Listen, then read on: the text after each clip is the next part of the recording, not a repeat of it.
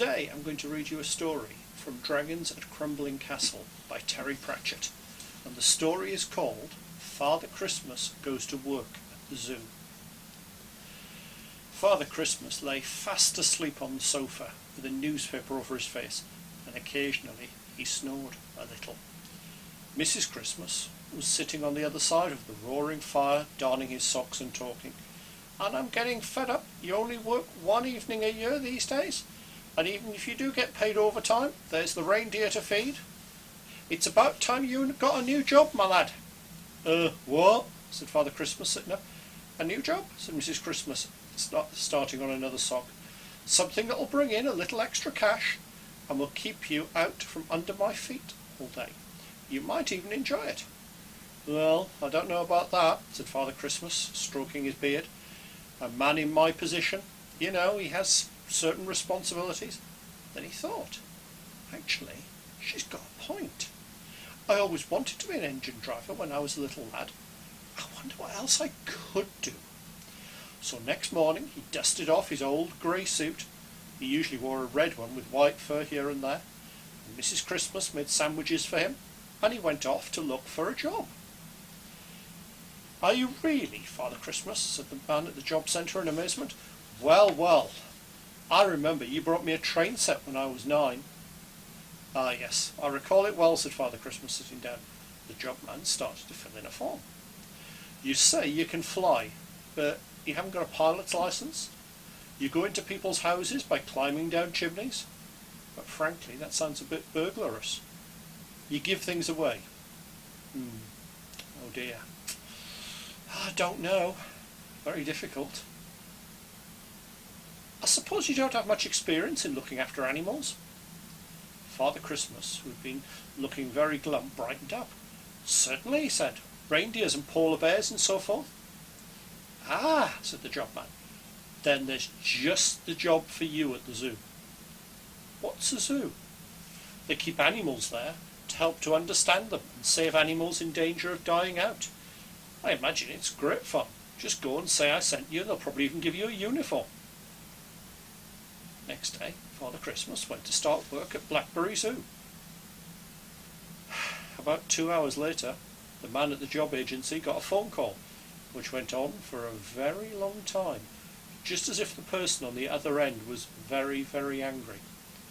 Just at the point he put the phone down, Father Christmas shuffled in sheepishly, still wearing his zoo uniform. "Well," said the job man, severely, "it's a fine mess you've made of that." "I know," said Father Christmas in a small voice. "You let the monkeys out?" "I know." "You give everyone free elephant rides?" "Well, I felt sorry for them, you see, and the elephants enjoyed it." "And you taught the hippos to fly? Very dangerous things, flying hippos." "They didn't have any reindeer, you see," said Father Christmas miserably. "I don't know, I'm sure. Can't you think of any other job you could do?" said the jobman. "Well, I'd like to be an astronaut or a cowboy," said Father Christmas. Said the jobman. "Not much call for those. How about selling ice cream? There's a job here for an ice cream man." 2 hours later, Father Christmas gingerly drove out of the Blackberry ice cream factory in a bright yellow and pink van with Mr. Brrr written on the side. He stopped at a likely-looking spot, and soon lots of children were queuing up for ice cream. "Small ice cream corner, please," said the first one. Father Christmas filled it and looked at it in dismay. "That's not very much ice cream," he said. So he scooped 2 more big dollops onto the cone and added water, 2 chocolate thingamajigs, and half a dozen cherries. "There," he said, beaming. "You can have that for 20 pence. The little boy looked on in amazement, and soon there was a big crowd round the van. Father Christmas was having the time of his life, building huge, great, creamy cones covered with all sorts of twirls, swirls, cherries and wafers, and selling them for next to nothing, or even less. "This is just the job for me," he thought happily. "Well," said the jobman, "this is another fine mess you've got me into." "I'm sorry," said Father Christmas mournfully. "According to the manager of the ice cream company, you got rid of £100 worth of ice cream for £7. They're very, very angry, said the jobman sternly, looking at his notes. Isn't there anything you can do without making a mess of it? Father Christmas, who was really very sorry and quite sad, blew his nose loudly. It seemed like such a shame to take the kiddies' money, he explained.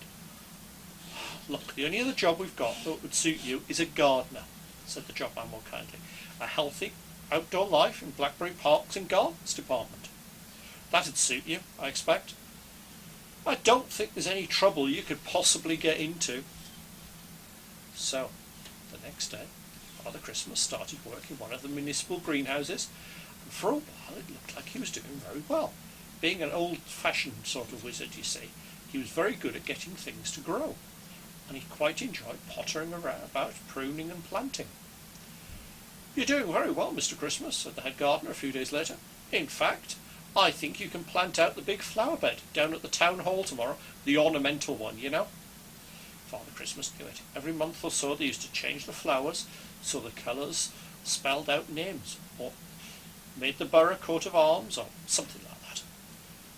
We'll leave the choice of design up to you, said the head gardener. Something tasteful, in primroses perhaps. Father Christmas had a bit of a think. Later he set off with his gardening tools and a big wheelbarrow. He put a canvas screen round the flower bed and set to work. It was getting on for tea time when he stopped. A few minutes later, the head gardener came along to see how he'd got on. When she saw the flower bed, she stopped, and her mouth dropped open in amazement. Don't you like it, said Father Christmas. You've spelled out Merry Christmas in flowers, said the head gardener. But Christmas is 11 months away. We can't have that sort of thing, you know. I thought it might cheer people up, said Father Christmas. I suppose I'm sacked. I'm afraid the mayor will insist on it after he sees that, said the gardener.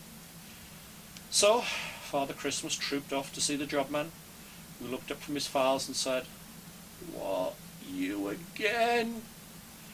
There was a bit of a disagreement over a flower bed, you see.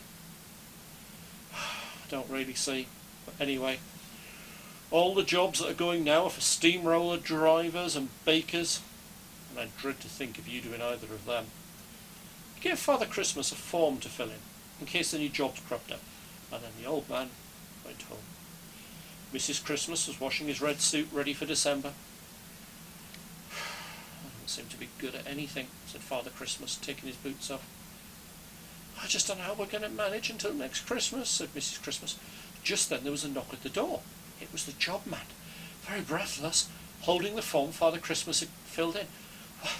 Why didn't you tell me you were 600 years old? He said. Is that important then? Of course. You ought to be getting a state pension. Come to think of it, you ought to get a bit for the 535 years you've missed too. That'll be thousands and thousands of pounds. A state pension? Wondered Father Christmas. Fancy that. Come in and have a cup of tea. And so they did. The end.